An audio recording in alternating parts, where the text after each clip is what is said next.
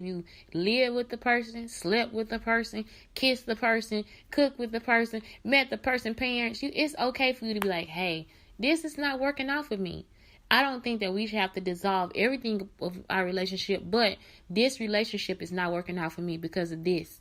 And then like let it go. But that's like I feel like that's self-love, because you have to know that you still need people in your life and you still need relationships in your life to survive. Like it's just like that's just how it is. And just because you and that person didn't work out in one way does not mean that you could work out in another way.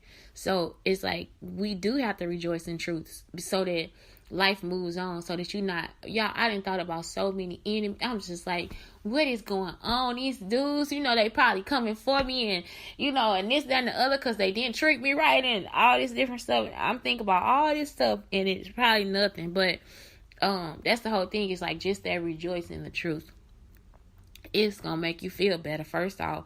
And it's going to also have a person there that you can still talk to, that you've already been probably intimate with, but you can still talk to them. So since you already been intimate with them, now you can talk to them about the real stuff and get past all that extra stuff that y'all would have probably had to get, that you would have to get there from somebody else. So it's like when you have problems and stuff, that's that person you can go and be, hey, man, I'm this is what happened. That person is going to have a different understanding of who you are. The person is going to have a whole different understanding of who you are, because they actually know you in a different way, and they see what you're doing in a different way. So it's like, just because you don't work out in one part of the relationship does not mean that your relationship can't turn into something else. Maybe y'all worked out good together. Maybe y'all kept a schedule. Maybe that was the good part of what y'all did. So now y'all just work out together. And the feelings, they dissolve. I'm telling you, they do. So just, I don't know. That's it. It always protects, always trusts, always hopes, always perseveres. So always protects. Protection, I think people have it misconstrued sometimes. Like, it'd be like, okay, well, this is what you did, because protection doesn't look like what the law says it needs to look like, or the protection looks like what the law says it looks like, or what people have different perspectives of protection. And so it's almost like, no, look at the whole picture. So that's how you look at the whole picture. Like, I always tell the story about I had a teacher who was like, are you going to help me call CPS? Because the kids keep coming in late. But CPS isn't going to do anything. And a woman came in and said, hey, I can't get her because I ride a bus. By the time I got, and she got her kids late every day, 30 minutes late. So what's happening is like, oh, I don't think I'm supposed to tell that story. I don't think I'm supposed to say that. But anyway, so what? But what happens is like, that was her protection. The lady came to protect herself, and she's telling you, this is how I protect my children and my mother, because her mother couldn't walk the kids to school, and her mother wasn't going to be able to come outside and look, so it's like, this is how I protect. This is how I protect me. This is what I protect. I protect myself this way. This is how I protect myself. And so you just like, okay, but for her, for the woman, she just like, no, we got to call because this is what the law says. But the law doesn't say that. You see what I'm saying? The law doesn't say that that's what you need to do. Another way I would stay after school, because one of my parents, is she would say she running late because she a single parent, and it's like, okay, how do I protect her? This is how I protect her. I can't protect her by saying, hey, you need to be here every day at this time because I don't have time. I can't keep doing this. I can't keep and it's like, but wait a minute. How does that protect her? How is that showing love? Whatever. Always trust. That's a hard one, because people will hurt you. They will hurt you. Always hopes. Yeah. For yourself. Always perseveres. Because you always want it. Because you want other people to know what love is. Love never fails, but where there are prophecies, love never fails because it's an action, right? It can't fail. But where there are prophecies, they will cease. See? That's that work that people do, those plans that they have in place to knock you out the box, that envy. It's pretty much the same thing. Like, you got something in place for somebody else, it's going to stop. Like, that's going to stop. Like, that's not love. For me to plan to manipulate you into doing something that I need you to do, that's manipulation. So it's like, it might cease because you have now taken it upon yourself to be selfish. So that's the whole thing. Not selfless, but selfish. You have manipulated me into trying to be something that you need me to be, and I'm not that. And then when I'm not that, you probably gonna get mad because it's like, nah, dude, I ain't doing that. But in love, you would do it. So that means that this person doesn't even love you. I had one friend, she date, and she good, man. I mean, she good. The stuff she say, I'm like, man, I wish I could do that. But I can't. I couldn't. I could never. I went out with a woman one time, and this girl told me, she was like, yeah, let's run game on her or whatever, and I couldn't do it. I'm just not that kind of person. It's just like, to have manipulation. What I did was I just enjoyed the moment. I just enjoyed the time that I spent with this person. And so that's the whole thing. It's like you just start to, that's it. You just enjoy it. And so that's where it's like, okay, it will stop. Like if you doing it to get something from somebody, trying to rip something out their hand, trying to get where they gotta go, trying to take what they got, it ain't yours. And they don't have to give it to you. So that's the whole thing. Some people will come with this mentality of just like, man, I'm just gonna, I'm gonna take you down. I'm gonna rip it out your hand. I'm gonna manipulate you. Well, that's not love. That's why it will stop. Because that person will become angry. That person will become pissed off. If that person doesn't love you, you see what I'm saying? It will not continue to sustain. They can fall for your games a couple times, maybe, but the love is not going to be there. That's the same thing as cheating, right? Because you doing something that's selfish to somebody that's selfless. Like they love you. That's a whole different characteristic. It's just like they actually love you.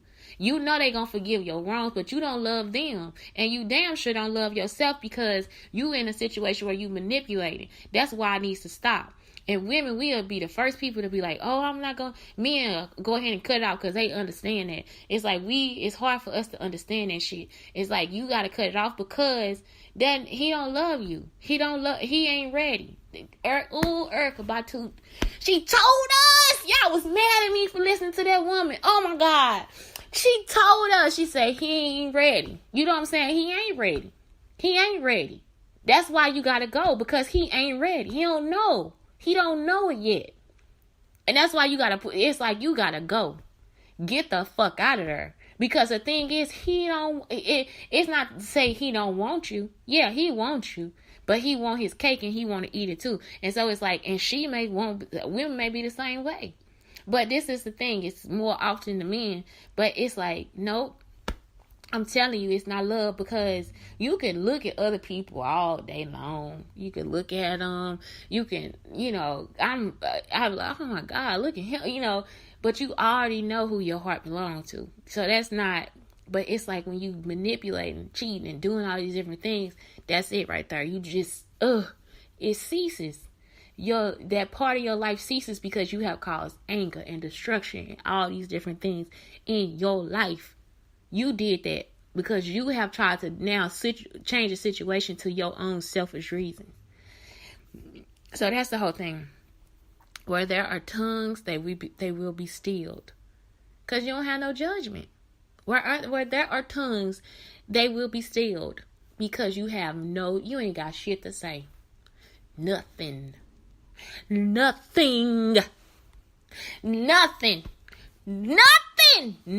You ain't got shit to say because you love them. That's it. You just love. Like, it's just like, man, I ain't got nothing to say.